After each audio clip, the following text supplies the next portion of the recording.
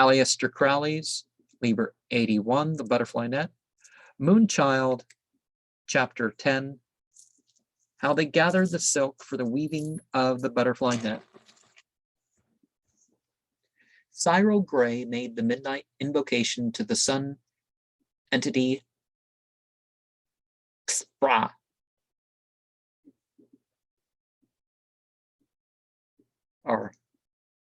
Kefra.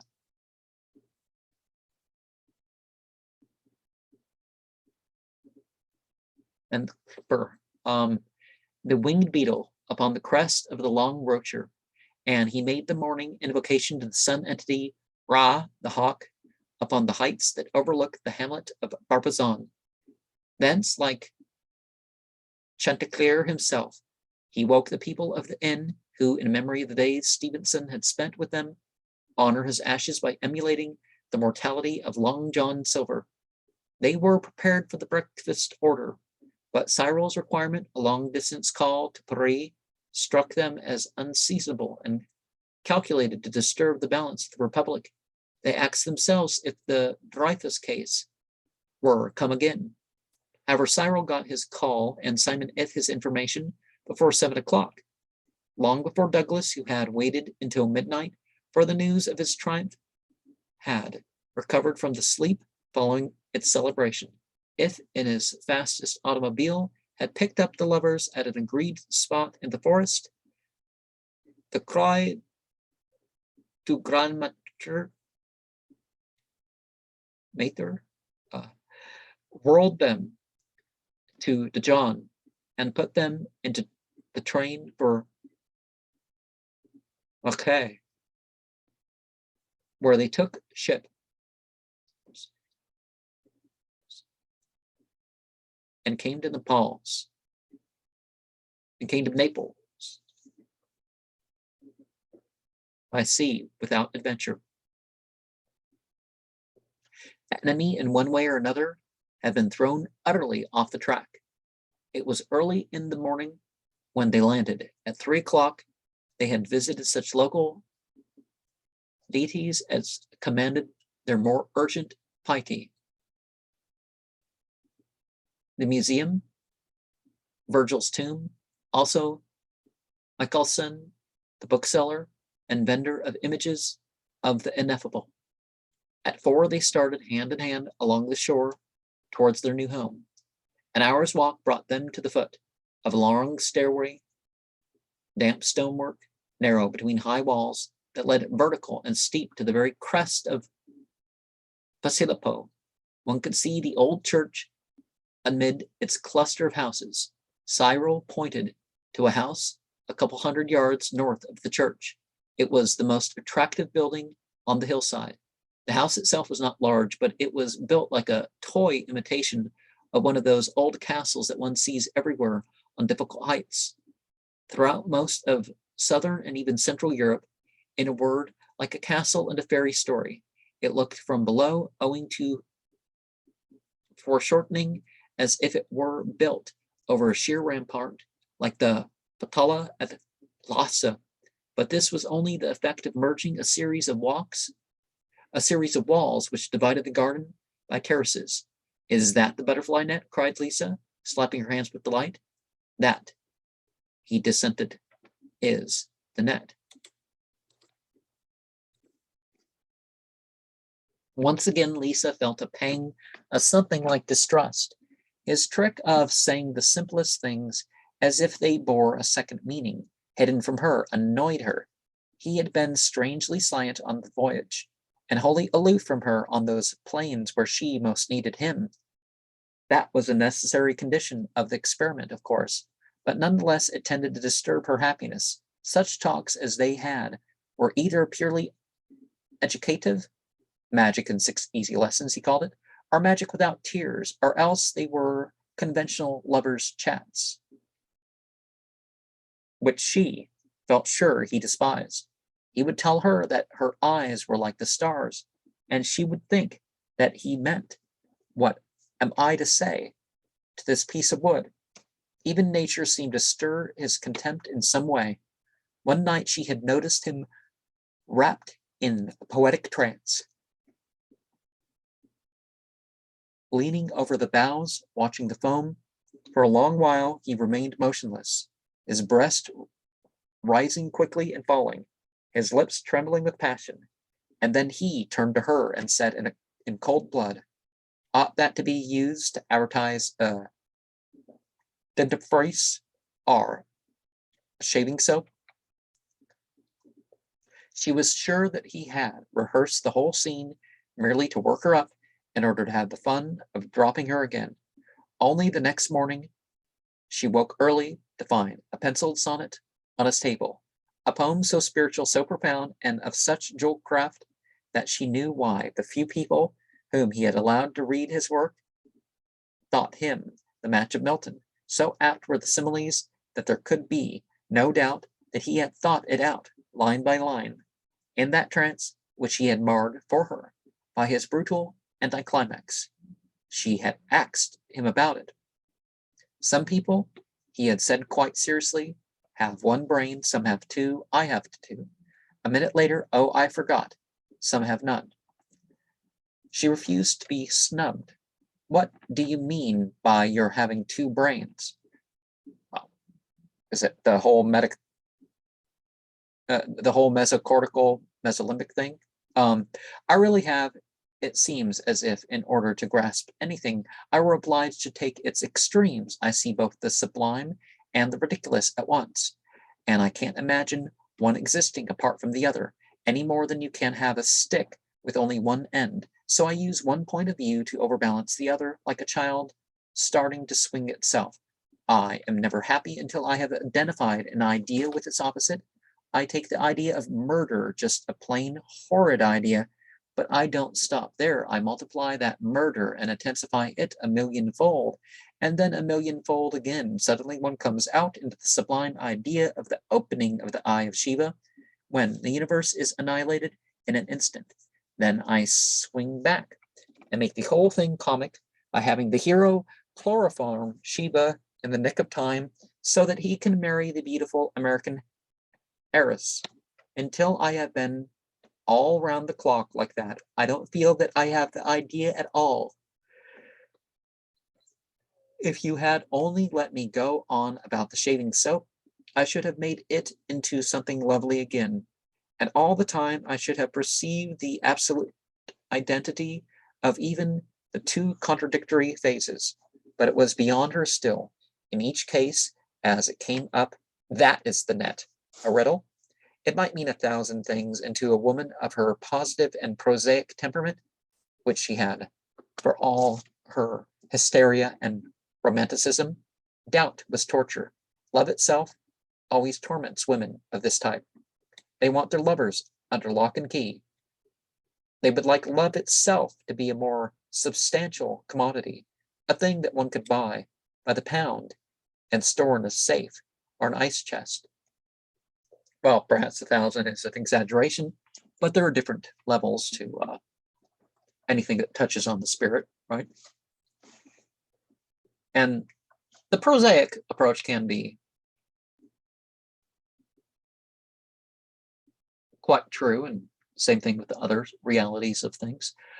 Doubt and jealousy, those other handmaidens of love, are also the children of imagination, but people wrongly use the word imagination to mean abstraction of ideas from concrete facts, and this is the reverse of the truth. Imagination makes ideas visible, clothes being in form. It is, in short, very much like the faith of which Paul speaks. When true imagination makes true images of the unseen, we have true love and all true gods. When false imagination makes false images, then came the idols. Moloch, Japhet, in the way of saying that, this personification is Yahweh is non-gendered and all that, but particularly when people say Japhet, and make it a tribal thing and all the other stuff. Jagannath, I don't remember what that means. And the kindred, attended by all shapes of vice, of crime, and of misery. Moloch, of course, being Melech Taus, or however you're going to say that. But, Lisa was thinking as she climbed the apparently unending staircase that she had taken pretty long odds. She had not hesitated to buck the tiger life. Simon If had warned her that she was acting on impulse, but on the top of that, she had merely argued her to be true to it. She swore once more that she would stick to her guns. The black mood fell from her. She turned and looked upon the sea, now far below. The sun, a hollow orb of molten glory, hung quivering in the midst of the Mediterranean, and Lisa entered for a moment into a perfect peace of spirit. She became one with nature instead of a being eternally at war with it. But Cyril turned his face again to the mountain. She knew that he wanted to perform the evening adoration from the terrace of the house itself. At last they came out of their narrow gangway to the by-street behind the church. It was an old and neglected thoroughfare, far from the main automobile road that runs along the crest. It was a place that the centuries had forgotten. Lisa realized that it was a haven of calm, and in the sense she resented the fact her highly colored nature demanded constant stimulus. She was an emotion fiend, if one may construct the term by analogy with another branch of pathology. The lovers turned to the left through the village. In a few minutes, the road opened, and they saw the villa before them. It stood on a spur of rock separated from the main hill by a sharply cut chasm. This was spanned by an old stone bridge, a flying arc set steeply from the road to the house. It almost gave the effect of a frozen cascade issuing from the great doorway. Cyril led Lisa across the bridge. This house was not served like that they had left behind them in Paris. Visitors were not expected or desired at any time, and the inmates rarely left the grounds except on duty. It was therefore some time before an answer to the summons reached them.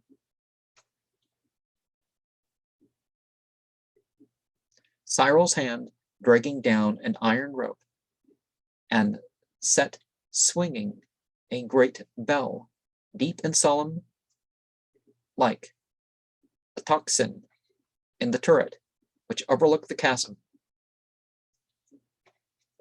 Not until its last echo was dumb did a small Judas in the door slide back. Cyril held up his left hand and showed his seal ring.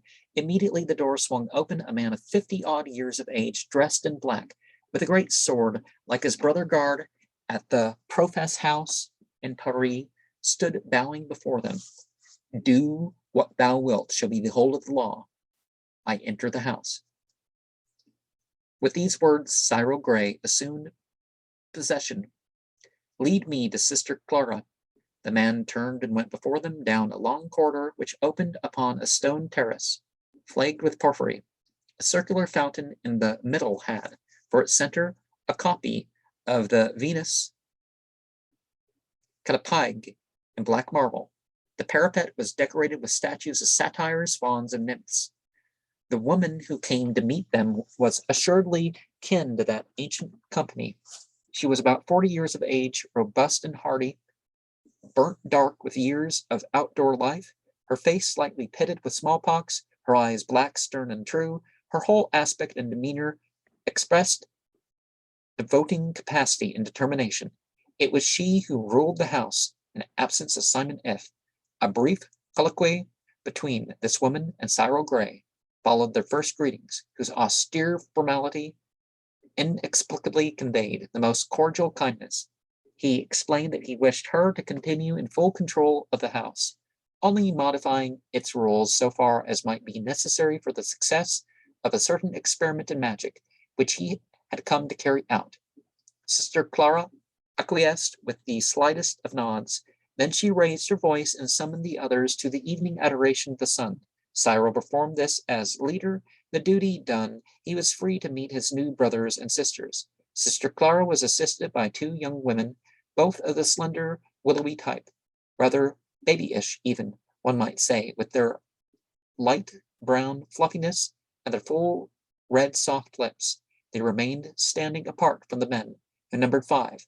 First in rank came the burly brother Onofrio, a man of some 35 years, strong as a bull, with every muscle like iron from constant physical toil. 2 men of 30 stood beside him, and behind them 2 lads of about 16. They all were devoted, so far as the outer world was aware, to the healing of humanity in respect of its physical ills. The men were doctors or students, the women nurses, though in fact Sister Clara was herself the most brilliant of them all, a surgeon who could have held her own against any man in Europe. But it was contrary to the rule of the house for any sick person to lodge there. The private hospital, which was attached to it, was situated some 300 yards further back from the hillside. At a glance, Lisa perceived that she was come into a circle where discipline was the first consideration. Everyone moved as if a Prussian sergeant had been in charge of him from infancy. Everyone looked as if his responsibility were ever present to his mind. These manners sat naturally enough upon Clara and Onofrio. On the others, the idea was hardly yet assimilated, but there was no evidence of any outward constraint.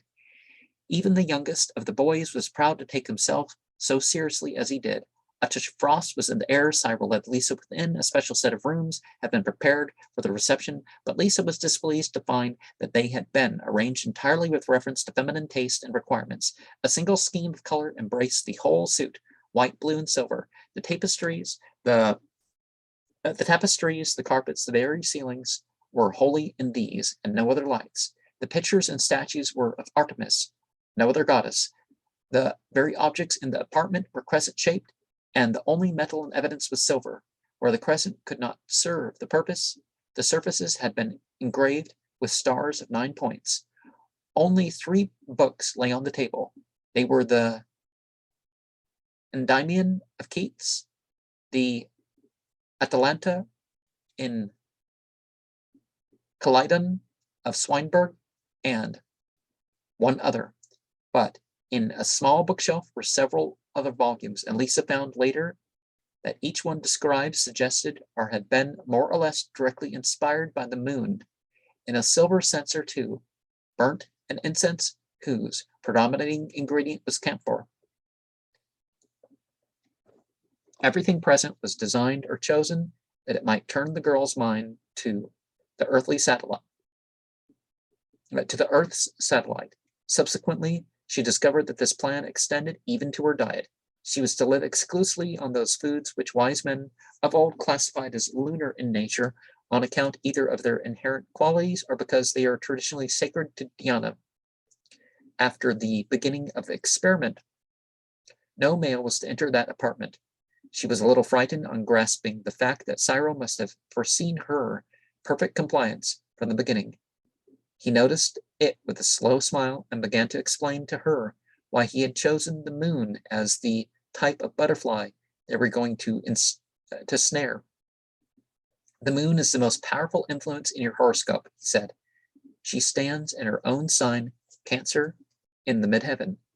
The sun and Mercury are rising in square to her, which is not especially good. It may bring trouble of a certain kind, but Neptune is sextile to her. Jupiter and Venus trine. It is about as good a horoscope as one could hope for in such a case. The worst danger is the conjunction of Luna and Uranus. They are much too close to be comfortable. My own nativity goes well with yours, for I am primarily solar by nature, though heaven knows Herschel in the ascendant modifies it, and so I make a compliment to you. Herschel, that's one of the Shemhem for archangels, right? And why would Uranus and the moon not get along, right? Well, I mean, it's a conjunction or what, right? But I am not to influence you or to associate with you too much. I shall sleep with the men in the square tower yonder, which is kept magically separate from the rest of the house. We shall all be working constantly to invoke the moon's influence and to keep off intruders. Sister Clara is egregiously powerful in work of this special kind. She's made a particular study of it for 20 years. and during the past she has never spoken to a man except in strict necessity. Her pupils have taken a similar resolution. There is no question of vows which imply self-distrust, fear of weakness, and of vacillation. The women of our order execute their own wills with no need of external pressure. Go thou and do likewise. Suddenly he had become stern and gloomy, and she felt how terrible would be his anger or contempt. The morning broke brilliant, and Lisa found, not for the first time, that the most bracing influence resulted from the routine peculiar to the profess houses. To rise before dawn, to make a ceremonial ablution with the intention of so purifying both body and mind so that they should be, as it were, newborn, then the joyous outburst of adoration as the sun rose to sight. This was a true opening of the day. Insensibly the years slipped from her. She became like a maiden in thought and in activity. About a week was to elapse before the new moon, at the moment at which the operation was timed to commence. But it was a busy week for Cyril Gray, with Brother Onofrio, for whom he had taken an immense liking. He inspected every inch of the defenses of the house. It was already a kind of fortress. The terraces were bounded by ramparts, angled or rounded, so as to suggest the old-fashioned pattern of military work, of which Fort William in Calcutta is said to be the most perfect example. But the defense of which the magicians were thinking was of a different order. The problem was to convert the whole place, as it stood, into an impregnable magical circle. For years, of course, the place had been defended.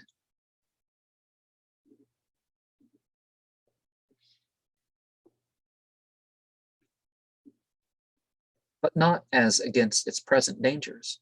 It had been hitherto sufficient to exclude evil and ignorant beings, things of the same class as Douglas's watcher. But now a far more formidable problem was in view: how to dissuade a soul, a being armed with imperial right to enter, from approaching.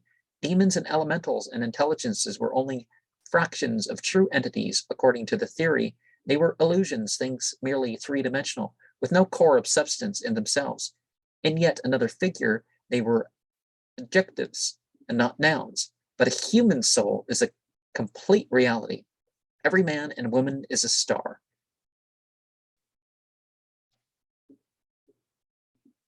And that's perhaps something that a person can say stemmed off of what Muhammad said about his companions. The people who actually were Muslim. And we're going to say that way, right? It's not just anybody of that generation, some would say, but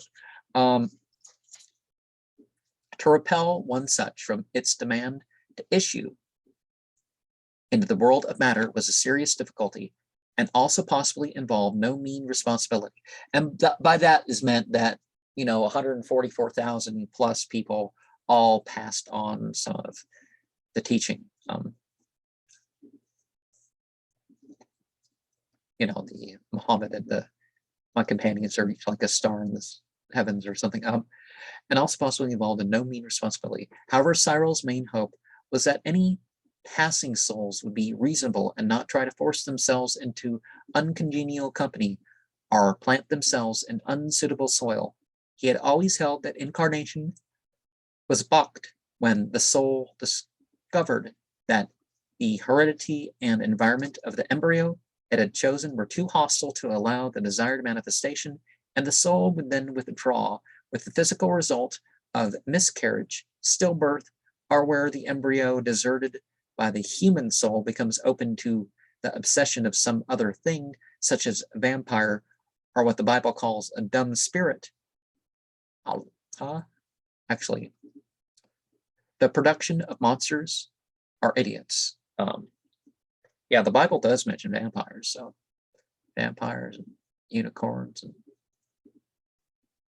Cyril Gray, by insisting upon constant devotion to the human ideal, hoped to ward off all other types of soul, just as the presence of a pack of wolves would frighten away a lamb, and he further trusted to attract potent forces who would serve as a kind of lighthouse to his harbor.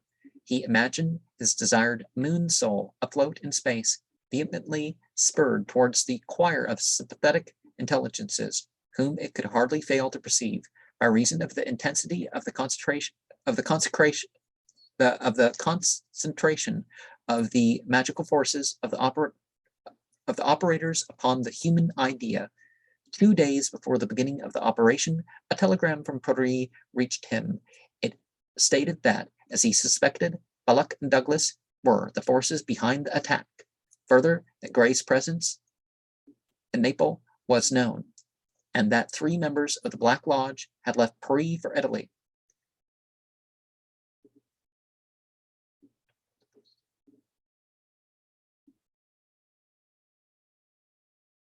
He thought it undesirable to communicate the news to Lisa, but he renewed his general warnings to her. "Child," he said, "you are now ready for our great experiment. On Monday, the day of the new moon, you shall take the oath of dedication, and we shall be able to resume those relations which we temporarily renounced. Let me say to you that you are absolutely guarded in every way but one. The weak spot is this: we cannot abolish unsuitable thoughts entirely from your mind. It is for you to do that, and we have done our best to make the conditions as favorable as possible, but I warn you that the struggle may be bitter. You will be amazed at the possibilities of your own mind, its fertility of cunning, its fatally false logic, its power of blinding you to facts that ought to be as clear as daylight. Yes, even to the things before your very eyes. It will seek to bewilder you, to make you lose your mental balance. Every trick is possible, and you will be so beaten and so blind that you have only one safeguard, which is to adhere desperately to the literal terms of your oath. Do that, and in a little while the mind will clear. You will understand what empty phantoms they were that assailed you. But if you fail, your only standard is gone. The waters will swirl about you and carry you away to the abyss of madness. Above all, never distinguish between the spirit and the letter of your oath. The most exquisite deceit of the devil is to lure you from the plain meaning of words. So through your instinct and your reason and your common sense and your intelligence, all urge you to interpret some duty otherwise than in the plain original sense. Don't do it. I don't see what you mean. Here's a case. Suppose you swore not to touch alcohol. The devil would come with a sickness and an alcoholic medicine. He would tempt you to say that of course your oath didn't mean medicinally, or you would wish to rub your skin with eau de cologne. Of course, touch really meant drink, and I should really be right to be stupidly literal like that. Yes. In a case where the mind, being under a magical strain, becomes unfit to judge, it's the story of Bluebeard. And Redbeard's my pirate name, by the way. No, I'm not really a pirate, but you know what I mean. Only you must alter it so that the contents of the fatal chamber exist only in the woman's imagination. That she had so worked herself up by what she thought she might see, that she also thought she saw it. So be on your guard. On the last day of the old moon, he gave her an idea of the main program. First, the honeymoon. Their normal relations were to endure until there was evidence of the need to emphasize the crucial point of the operation. From that moment, she was to see nothing of Cyril save in the ceremonies of invocation. All other relations were to cease. The lover would become the hermit. The magician had calculated the probable moment of incarnation as about 6 months before the day of birth. Once it became certain that the soul had taken possession of the embryo, the hermit would become the elder brother. It was clearly the middle period that was critical, not only because of the magical difficulties, but because Lisa herself would be under intense strain and isolated from her lover's active sympathy. But Cyril thought it best to dare these dangers rather than to allow his own soul to influence her atmosphere, as his solar personality might possibly drive away the very butterfly which they wished to collect. In fact, his human individuality was one of the things that had to be banished from her neighborhood. She must know nothing of him but the purely magical side. when clothed in robes, suitable to invocations of Luna, and with word and gesture concentrated wholly upon the work, he sang, Cyril Gray, utterly in the priest of Artemis, thy shrine, thine oracle, thine heat a pale-mouthed prophet dreaming. Chapter 11 will be of the moon of honey and its events, with sundry remarks on magic, the whole adorned with moral reflections useful to the young.